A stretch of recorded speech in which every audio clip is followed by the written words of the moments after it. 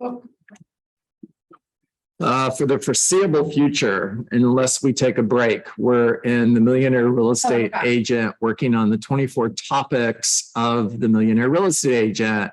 And yesterday we actually covered 2. We covered topic number 3 and 4. So we are skipping ahead to topic number 5 today, which is, what is your value proposition? We're going to be on page 95. But the conversation actually starts over on page 93.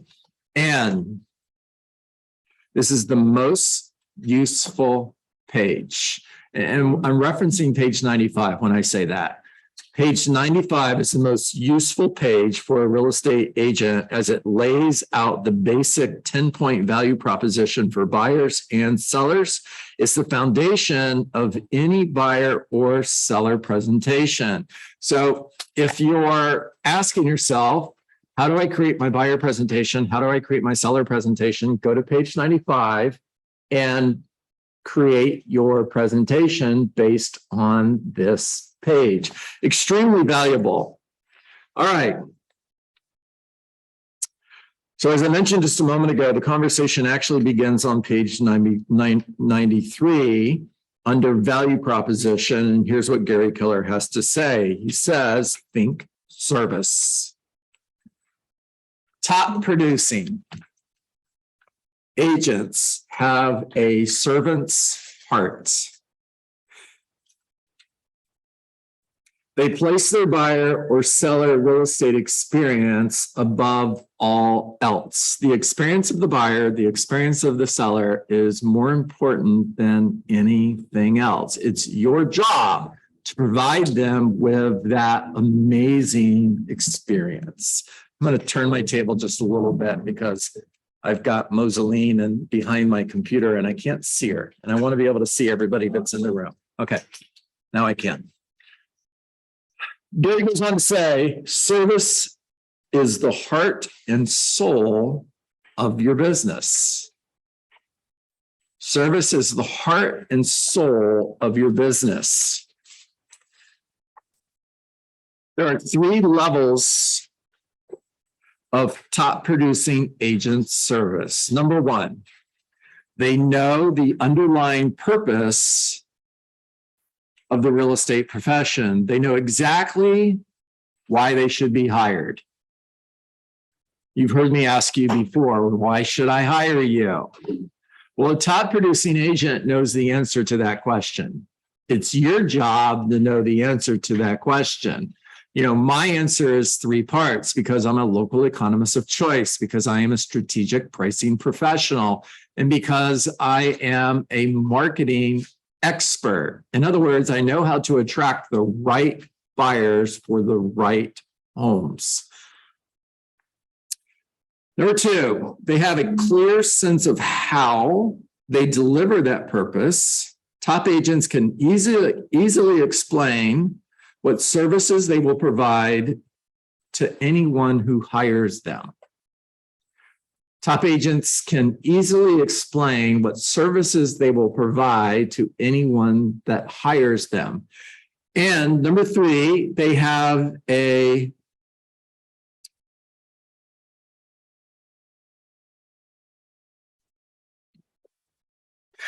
drive to always put their clients' needs above all else.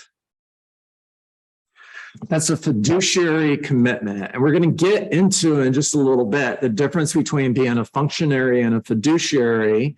And let's take a deeper dive into your value proposition. Beyond their sense of purpose, the very best real estate agents are able to translate this purpose and the reason people should hire them into a specific set of services that they will provide. All right. Functionary versus fiduciary. For the very best real estate agents, there is a level of service they provide that goes beyond their purpose and value proposition. It is a commitment they make to the buyer and seller to act as a true fiduciary, to place their client's interest ahead of the interest of all others, even their own. So I want you to go to page 96. I want you to look at figure 7, and we're going to talk about the difference between a functionary and a fiduciary. A functionary is low level. A fiduciary is high level. Functionary is low relationship. Fiduciary, high relationship. Functionary assumes little responsibility. Fiduciary accepts high responsibility. Functionary uses low skill. Fiduciary masters high skill. Functionary records information. A fiduciary perceives information. A functionary responds to needs. A fiduciary anticipates those needs. Functionary processes data. A fiduciary interprets data.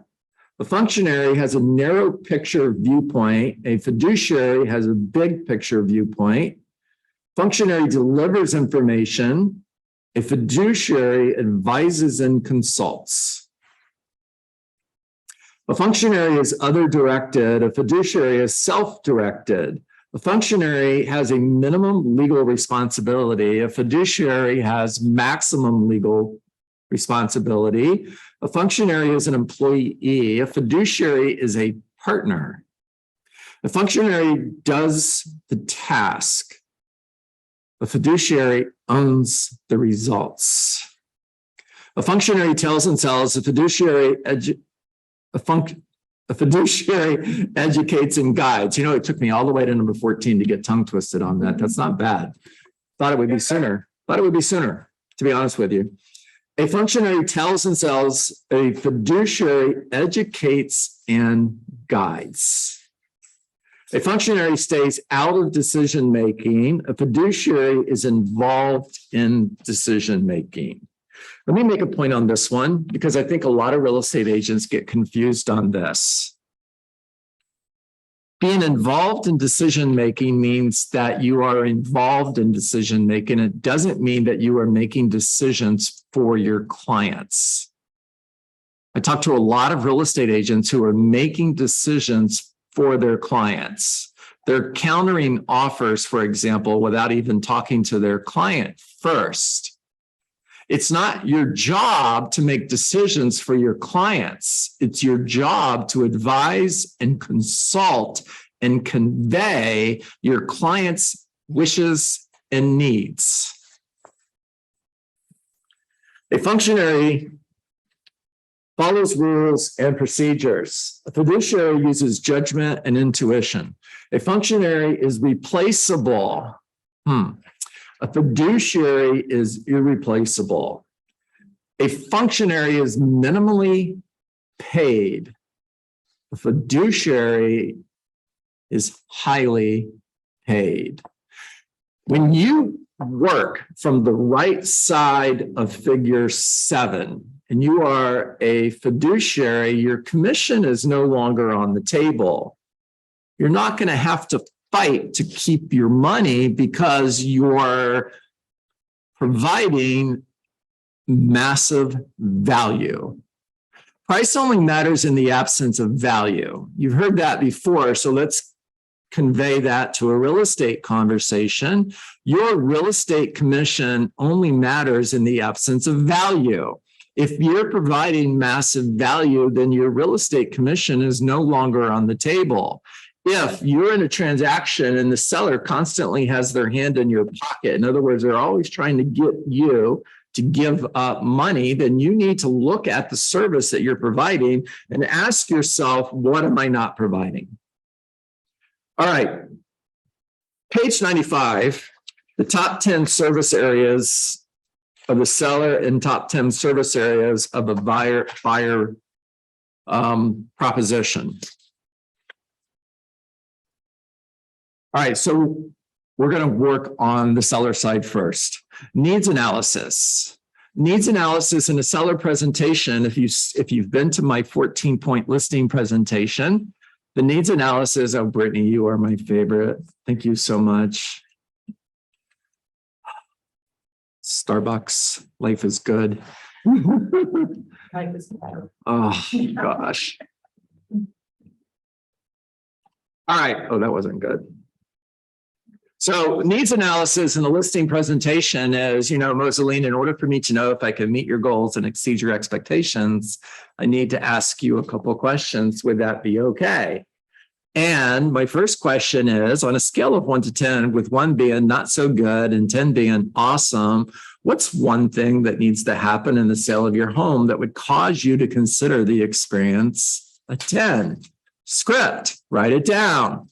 And you hear, get my price. Awesome. Write it down. You're taking notes. If you went to see an attorney and you were in a consultation and they didn't take any notes, how much confidence would you have in that attorney? If you went to go see a doctor and they didn't ask you any questions, they said, hey, just lay on the table. We're going to open you up and figure out what's going on here. How much confidence are you going to have in that doctor? They do a needs analysis. They do a consultation. Tell me where it hurts. Okay. And what does the right price look like to you? $500,000. Why is that important? What would that do for you? In other words, go deep. When you're doing a needs analysis, you want to go deep. The rule that I live by is to go 3 deep. I have to ask at least 3 questions in order for me to move on to the next goal. Now, to continue that needs analysis, if we were to accomplish a second goal, so that this would be a 10 plus experience, what else needs to happen? Sell my home quickly. Cool. Could you please tell me what that looks like to you? I know what quickly looks like to me. What does it look like to you? And 30 days. Do you want to be at the closing table within 30 days, or do you want to contract within 30 days? If you don't ask that question, you assume that you know. What if they want to be at the closing table in 30 days and you think they want to contract within 30 days? Have you met their goals? Say no. Have you exceeded their expectations? Say no. What would that do for you? I have a job that I'm moving to in Georgia and I need to be there by December. Got it. Why is that important to you? Go deep.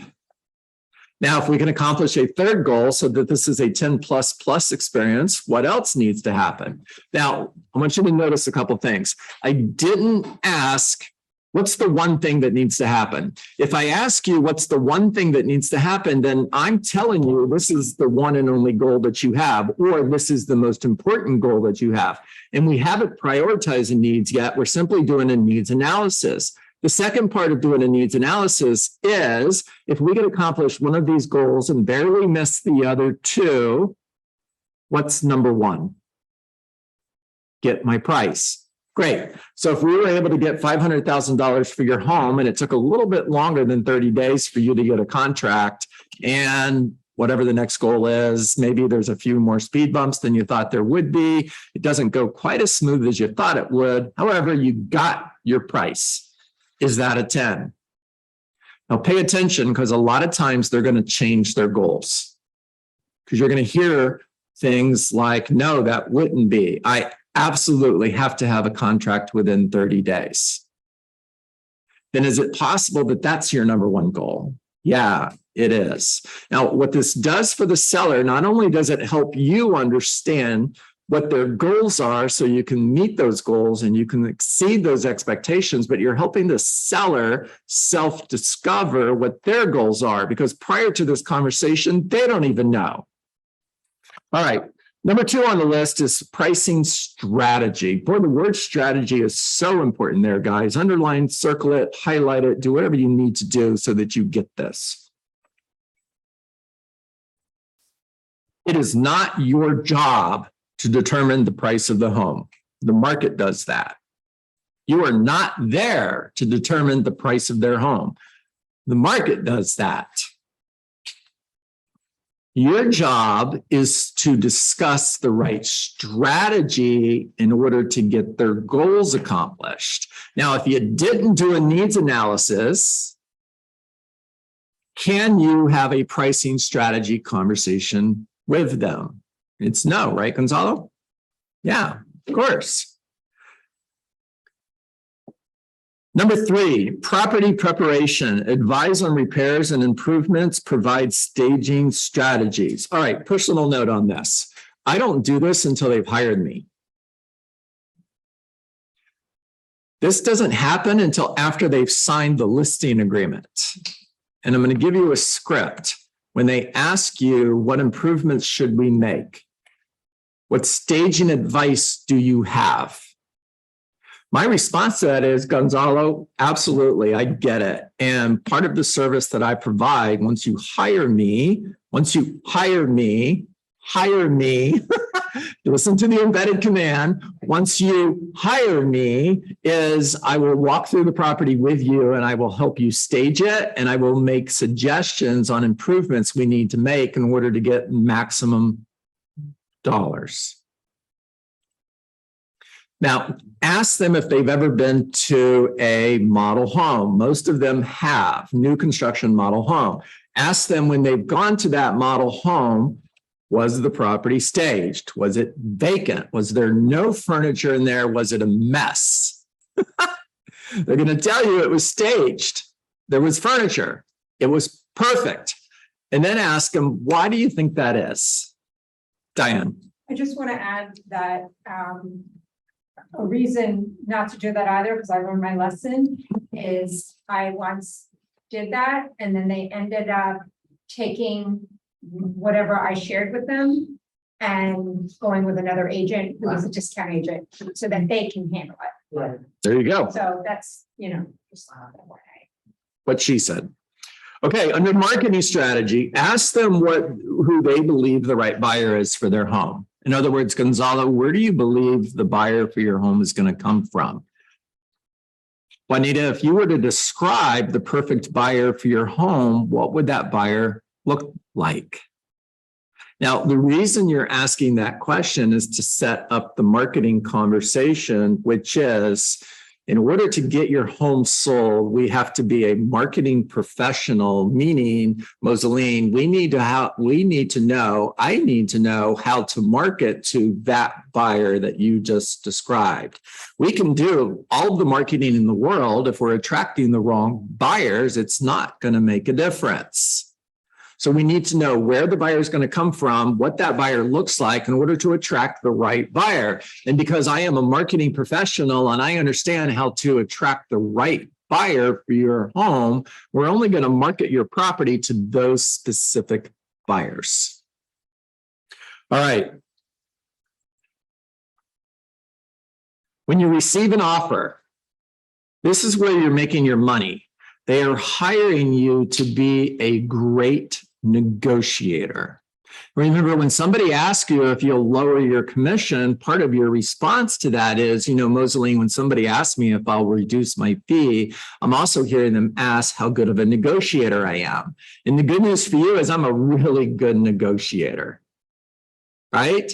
If you hire me, then I'm negotiating for you. If you hire someone else, then I could potentially bring a buyer and I'm negotiating for the buyer. So you can either hire me to negotiate for you or don't hire me and I'm negotiating against you. And I'm a really good negotiator. Now, one of the reasons that I'm a really good negotiator is because I'm not attached to the outcome. I'm not ever going to negotiate based on receiving a commission check. Matter of fact, if you don't want to sell your home, I'm fine with that. You're the one that's going to decide if your home sells or not me. And you're the one who's going to decide how much it sells for, because you're the one that's going to make a decision whether or not you're going to accept the offer. Now, as a negotiator, I'm conveying this to the other realtor. If Juanita's bringing me the buyer, part of my script to Juanita is as the buyer's agent is, Juanita, honestly, I don't care if this home sells. I'm not attached to the outcome. I know you need to get your buyer in a home, and I know you really need this deal to go together. Just wanted you to know I don't. The seller wants $500,000. Your buyer is stuck at $498,000. If this deal doesn't come together, honestly, I don't care.